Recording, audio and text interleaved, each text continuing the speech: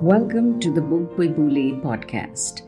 And this week we are doing The Call of the Wild by Jack London.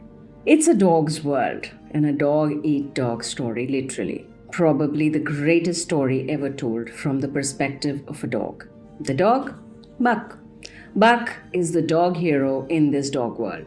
The Call of the Wild is about his struggles, his survival, his connection to his forebears, his rise to power, and his freedom from humans. Humans do play a role, or rather play God, altering the destinies of dog. And to discuss this book with us today, we have Advay. Advay is 12, going to be 13 soon. He likes to read, but more than reading, he likes doing his YouTube channel called Arctic. Welcome to the show, Advay. Very glad to have you over. Well, the first thing that comes to my mind is, do you think London's book would be banned today for animal cruelty? Or is it just showing us a mirror? I don't think that this book should be banned necessarily because of animal cruelty, as it has already been labeled as a classic book and that it has many valuable lessons that were and still are important in today's modern era. It also shows how different the environment was in the early 20th century and how there were different boundaries in literature and writing books. Right. But do you think is Call of the Wild relevant today, especially in today's world? Yes, many aspects of the Call of the Wild are still a relevant thing in modern society. As I had previously said, the Call of the Wild has quite a lot of lessons to be learned that can still be applied today. For example, after Thornton, Buck's mentor, had died, Buck had befriended many cubs and taught them how to survive in the harsh conditions of the wild. By this, we learn that by going through a bad experience himself, Buck now started to help others with the same thing to make sure that they don't go through the pain that Buck went through. Sure, that makes sense. Who's your favorite character and why? Mine was obviously Buck. My favorite character was personally Buck, and it wasn't because he was the main character and all, but because of his perseverance and bravery that he had shown all throughout the story. Especially at the end, I liked how he had started helping others along the way of his own journey. Be it helping pups and cubs to leading a pack of wolves, Buck made sure everyone he loved was safe, and that's why he was my favorite character. Tell me, Advay, what do you think of the lessons learned by Buck regarding adaptability, inner strength, respect for authority, and respect for nature? What do you really think about that? I liked how Buck was able to adapt to his surroundings all the time, and he could always have a solution to any natural obstacles. His respect for nature was very inspiring with how he could become used to the laws of the wild from being a domesticated dog on Judge Miller's estate. He could find his inner strength by putting his mind to it and not giving up the harsh life of the wild, which in turn was turning him into a much physically and mentally stronger dog. Why don't you tell our audience a little about the plot? Here's how the story goes. So basically, Buck is a domestic dog living in Judge Miller's estate when he gets kidnapped to guide a dog sled to find gold. As he moves to the north, he sees how harsh the conditions are, and on top of that, the trainers are terribly treating the dogs.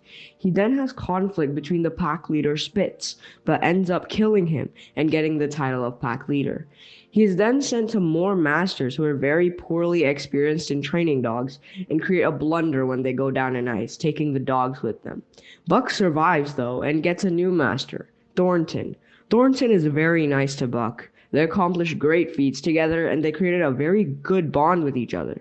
That is until Thornton later gets killed by a Native American tribe. Buck avenges Thornton by killing most of the tribe. But then he starts to live in the wild and becomes the pack leader of a pack of wolves, although he does come to visit Thornton's grave every day to mourn. This is no cookie cutter kitty book. It's brutal. But do you, as a child, like it? Oh yes, this book was very brutal and it wasn't a childlike book at all like everyone would expect. I like this book especially because of the lessons it taught about perseverance, adaptability, and respect. It was very heart-touching and had a mix of emotions involved in it. I know your favorite character is Buck, but what do you think of Buck as a character, both as a domesticated dog and a wild one? I really liked Buck because of him realizing how different things can be as a domestic dog, living a comfortable life, and being a wild dog, living the hard life in the north with all of the harsh climates and scavenging for food to survive. I enjoyed his aspect of being a wild dog better because he was more perseverant and adaptable to his living condition and to whom his master or mentor was. His domestic side sort of resembles a lifestyle in which you don't take any risks and take the easy way out. So it's very comfortable and it can sometimes get very boring in a book. So that's why I like the wild aspect of Buck much more. True. Let's look at it. On the face of it, I think it's a simple tale of animals, but the underlying current talks of the philosophy of life, existence in its real and brutal form. Yeah, it is very deep and has much more to it than one would initially think at first. It teaches many lessons and can relate to people in a different way as per their understanding of the book. How long did you actually take to finish? I remember this is about 200 odd pages. And how much could you actually read at a stretch? For me, it had taken me around like a month to finish it, but that's because I was reading it as an online activity with my teacher, and we had analyzed the text and done questions on it, which stretched out to a little less than a month. But if I'd gotten to read it in my personal time, I would say that I would have finished it in 2 to 3 days if I read for 2 to 3 hours per day. It's quite a short book, but it can mean a lot. Okay, Advay, so I think you liked it, but would you recommend it to other children? And if yes, then why would you recommend it? I would personally recommend this to children that are probably in middle school or young children that are maybe a little more advanced at reading than others. I mean, this is a great book to enjoy, but there are many psychological aspects to it, which only children at a certain age level can understand and comprehend. So that's why I think only young readers that can be a little more advanced than other readers, this would suit this for them. It has been wonderful having you over, Advay, and thank you so much for giving us such an interesting review for our audience. Thank you for having me on the episode. It was a big pleasure, and I'm really happy that I was able to chat here. Thank you, everyone, for listening to it.